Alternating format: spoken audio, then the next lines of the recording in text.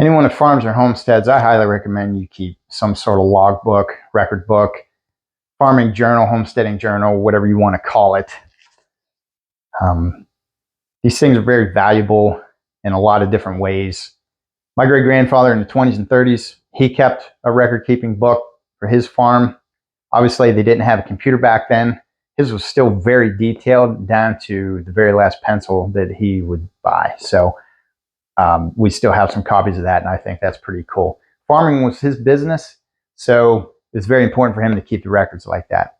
I know folks that do farm and homestead for a business, they'll tend to use computer programs because they really need to keep accurate records for their expenses and their income, paying taxes and planning for the next year and everything like that. So it is still possible to do that with a book. It just may take time. So why? Why should someone keep a handwritten logbook, record book, journal on their homestead and on their farming when we're already very busy with all the other chores and the tasks and everything like that that we got to do? Well, there's a lot of different reasons. For one, folks that homestead and farm, a lot of times you have this mentality of you want to keep things simple. You want to kind of get back to an older, nostalgic part of life. So, a lot of folks will try to cut different forms of technology out of their life. And so why not cut computer things out of your life? Why not start with a book? Okay, yeah, it'd be easier and faster, maybe, to type on a computer, but why not just write the same thing in your book? It doesn't have to be elaborate. It doesn't have to be poetic. We don't write anymore. We don't. Cursive is pretty much all but gone. A lot of people don't even know how to write in cursive. A lot of people don't write. So that is probably one of the main reasons, one of two main reasons that I think why you should keep a logbook. And two, it's nice for me, to look back through the years. I know in 2015, I had kept a notebook and just a regular school notebook.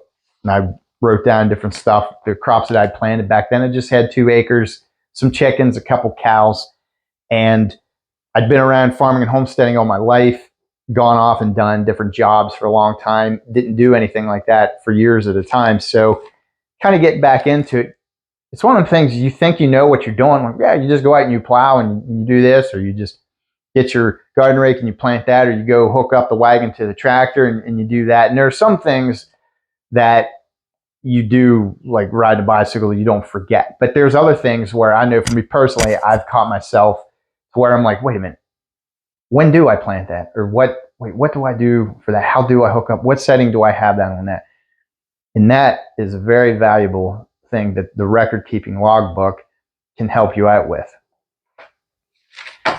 So you can make it as fancy as you want. You can put tabs. I put tabs on mine just to ease of turning to the page. It's kind of like a chapter divider. And then I just have mine labeled timeline, livestock, pasture, machinery. The timeline, I kind of write in a journal aspect. I'll put the date down and I'll kind of give an overview of, okay, we did this time and planted this, put this fence up, we did that, and I'll kind of break it up into that. And then for livestock, what I'll do is, since we don't butcher cows all the time, it's sometimes a year or more in between, getting rid of cows, just get out of a small herd. So we borrow somebody's trailer to load cows up on. So I like to write down, okay, this is a system that we used to load the cows up, and this worked and this didn't work. So that's helpful for us. And for pasture, I recently started the paddocking system. So I've been writing down, okay, we turned them into this paddock on this day. It's been a dry spring or it's been a wet spring. And this is how the grass was. And this is how they ate it down. And this is what we'll do different next time.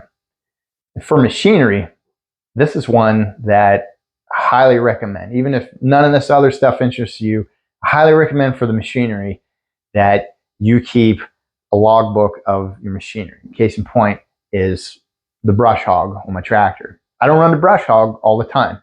There's some times it's a year or more that I run the brush hog.